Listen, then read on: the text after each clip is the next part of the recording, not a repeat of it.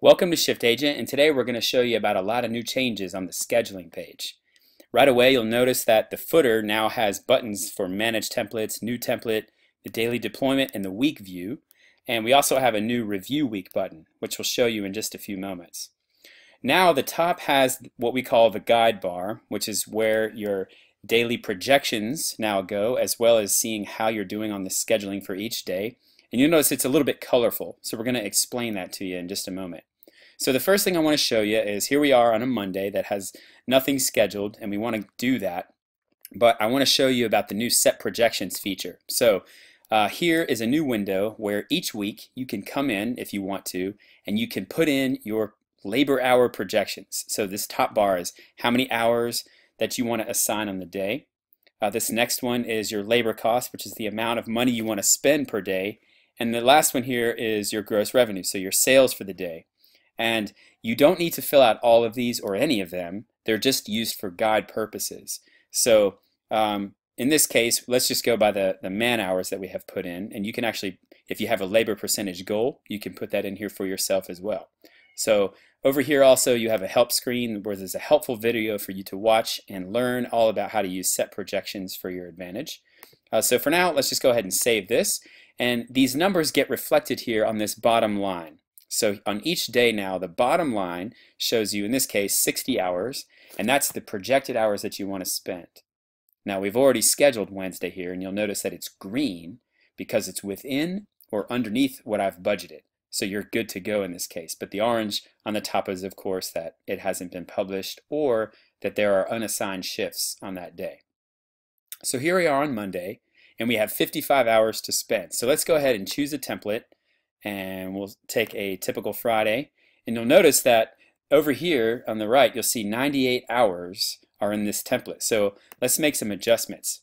Here's the next major change that you're going to notice. You can now adjust the size of these, and you can actually dismiss them. So if I have too many hours here, I can actually adjust this and move, and you can watch in the upper corner as the numbers change. Here, I just don't need this shift at all because I don't need this many hours today. So I'm going to get rid of all the duplicated hours during this time. I just want one person working during this time in the front of house.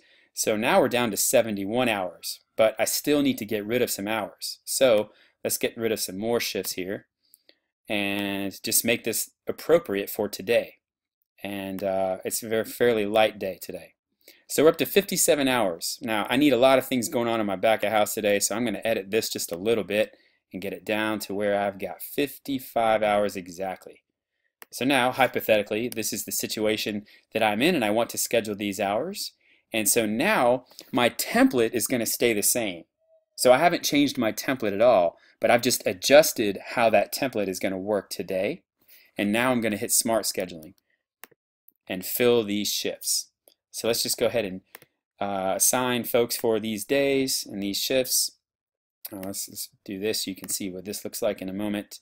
We'll go ahead and assign Colby, even though he's unavailable, but I want to show you a new feature with that as well. So here we go, filling in all our shifts for the day, and there we go. So now I'm going to go to calendar, and you're going to see another nice new change that has occurred. So now, before I've published, I can actually look on these bars, and you'll notice there's a small green line up here. That is actually the availability. So in this case, Reagan is completely available during this time. So down here, you'll notice that Colby is red and also has gray availability here as well.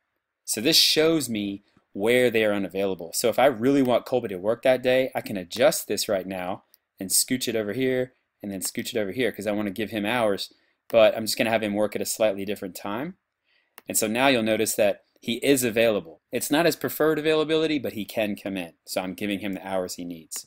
You can also replace, in this case, Linda. Let's replace Linda with someone that actually prefers to work at this time. So that's not her preferred time, so let's find somebody else. Well, William Wallace. He likes to work at that time. And now William's in there. So, and you'll notice it turns green now. So the objective here is to not see any of those little red bars anywhere on the screen before you're all set. Once again, look up here. I've got exactly 55 hours because I was able to make those adjustments. And I, of course, can look over here at my week data and see I've got a 9.5% labor expenditure. but I'm way over. But that's just because I'm way over on a couple of days here.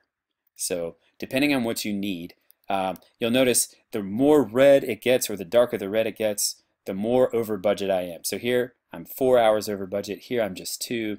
So we make slight adjustments in the colors for you to show you how you're doing. So that's that. Now let's go take a look at what this review week does. This is a nice new feature as well. Before we publish for the week, we can now take a look and make sure that we haven't made any mistakes.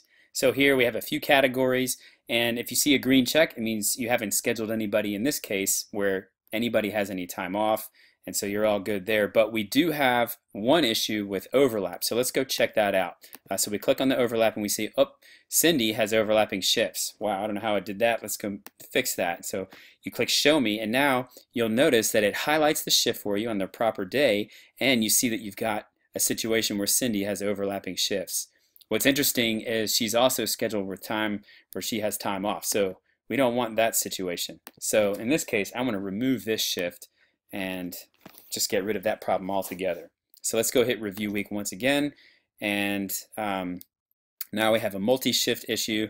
So we have several places where there are multi-shifts, and this will show you, oh wow, I've got William Wallace, but I wanted him to work a double shift, so that's okay. So just know that now with review week, you can actually review all of the issues and just make sure that you're doing everything the way you want to. We even check overnight proximity, which is just saying, did somebody work really late into the night and then you scheduled them pretty early in the morning? So we make sure that you don't do that as often as possible. So once you've figured that out, you do the same thing here where you're going to publish the schedule, and let's go ahead and take care of that.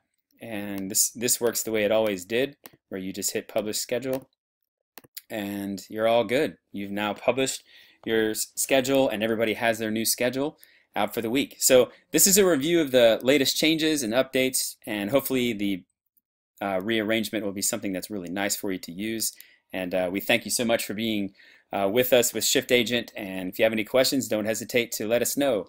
And you can always go to support.shiftagent.org for lots of information and help there as well. So thanks, and have a great day.